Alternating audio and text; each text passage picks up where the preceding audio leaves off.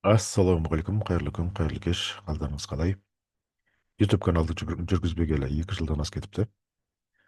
YouTube'ды қайттан қолға алып жатырмын. Жалпы осы трейдинг саласында әртүрлі тақырыптарда қысқа видеолар салып отырамын. Бүгінгі тақырып жалпы қазір соңғы кездері популярны болып кеткен разгон жасау. Енді разгон жасаудың түрі пайда болып жатыр. Жалпы мен өзімнің қалай разгон жасайтыным туралы айтып көрсеткім келіп отыр.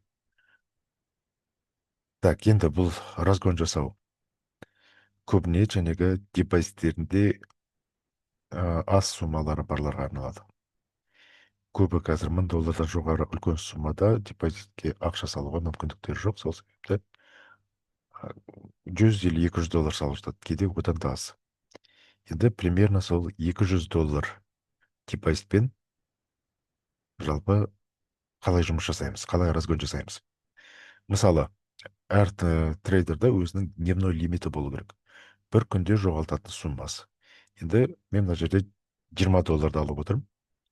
Бір күнде, мысалы, егер $200 депозиттеріңіз бар болса, онда бір күнде $20 рисковать етіп, енді осы $20 екі сделкаға бөлуге болады. Бірінші сделкаға $10 рисковать етесіздер, екінші сделкаға $10 рисковать етесіздер. Енді менің алар табысым всегда 3/1 болады. Енді қараңыздар, мына жерде стоп-лосс деп тұр, одан кейін take profit. Стоп-лосс, take profit. Бірінші сделкаға стоп-лоссқа біз $10 рисковать етеміз. Егер алтын сауда жасайтын болсаңыздар, онда уже сіздердің қанша пунктке стоп қоятындарыңызға байланысты. Мысалға, допустим, сіздер $5 стоп қоятын болсаңыздар, онда 0.02 лотпен кіруге болады алтынға. 0.02 лотпен кіріп, $5 стоп қойсаңыздар, $10 жәнегі прибыль аласыздар. Ой, $10 рисковать етесіздер. Егер 0.02 лотпен кірсеңіздер, $5 кері кеткен жағдайда $10 жоғалтасыздар. Енді $5 жалпы, қараңыздар, $5 сіздер стоп қоятын болсаңыздар, сіздердің take профиттеріңіз $15 болу керек. Қазіргі соңғы кездері алтын $15 ұзақ жүреді. Среднем қазір $10 аспайды. Сондықтан сіздер стопты азайтуларыңызға болады. Мысалға, $3 я, $3,5 Егер $3,5 кіретін болсаңыздар, онда 0.03 лотпен объеммен кіресіздер. $3 стоп қойған кезде, сонда $10 рисковать етесіздер. Сонда алатын табыстарыңыз жалпы $10 движение болса, қозғалыс болса болды, $30 табыс аласыздар.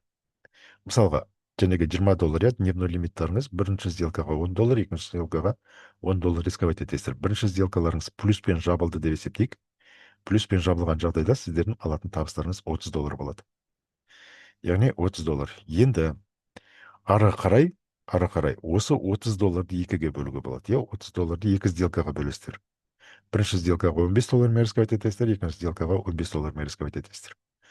Жалпы күніне 2 минус болғаннан кейін сауданы тоқтатып отырсаңыздар, сонда сіздердің осы трейдинг саласында ұзақ сауда жасауға мүмкіндіктеріңіз болады. Бірінші сделка положительно плюс жабылған жағдайда $30 прибыль, сонда мына дневной лимит $20 қайтын депозитке қосып қоясыздар. То есть, изначально басында $200 $20 рисковать еттіңіздер, 180 қалды. Бірінші плюсқа кірді. Осы 20-ны қайттан депозитке қойып қойдыңыздар, $200 тұр. Ары қарай осы табыспен ғана рисковать етесіздер. Мысалы, бірінші $15 рисковать еткен сделкаларыңыз минуспен жабылды деп есептейік. Сонда сіздердің жоғалтатын суммаларыңыз $15 ғана. $15 жоғалттыңыздар. Енді сіздерде $30 екінші $15 қалды. Енді екінші $15 рисковать еткен кезде, егер ол положительно плюспен жабылатын болса, ол сделкадан сіздер 3/1 алатын болсаңыздар, $45 табыс аласыздар. Яғни $15-ға 45, $60 таза табыс.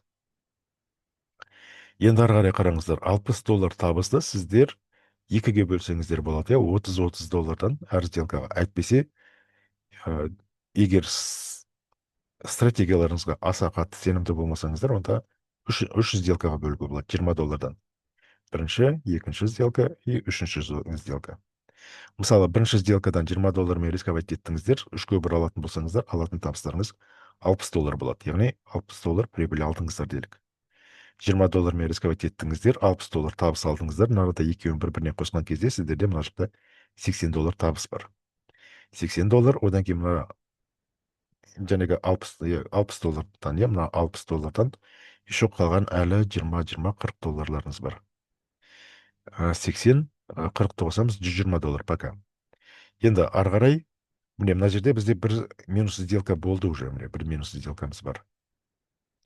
Ары қарай екінші 20 доллармен рисковать етесіздер. Егер де ол отрицательный, яғни плюс емес минуспен жабылатын болса, онда сіздер жаңағы бір күнде 2 минустан кейін ары қарай сауда жасамаймын. Сондай сол жоспарда жұмыс жасайтын болсаңыздар, онда уже екінші минустарыңызды алдыңыздар, болды.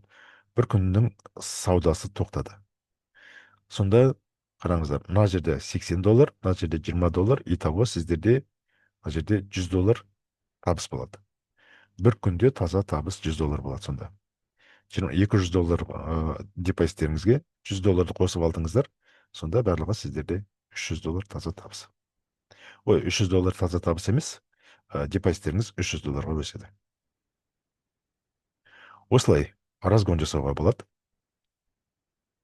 Жаңағы бір сделкаға кірген кезде 5, 6, 10 шақты сделканы қаптатпай, бір сделкадан жасап отырсаңыздар, негізі осындай разгон жасаған негізі дұрыс. Өзім осы системамен жұмыс жасаймын. Сіздерге де осылай жасауға кеңес беремін. Жалпы осы бүгінгі тақырып, көп уақыттарыңызды алмайын. Егер түсінбеген сұрақтарыңыз болып жатса, онда төменде комментарий бөлігіне сұрақтарыңызды қойсаңыздар болады.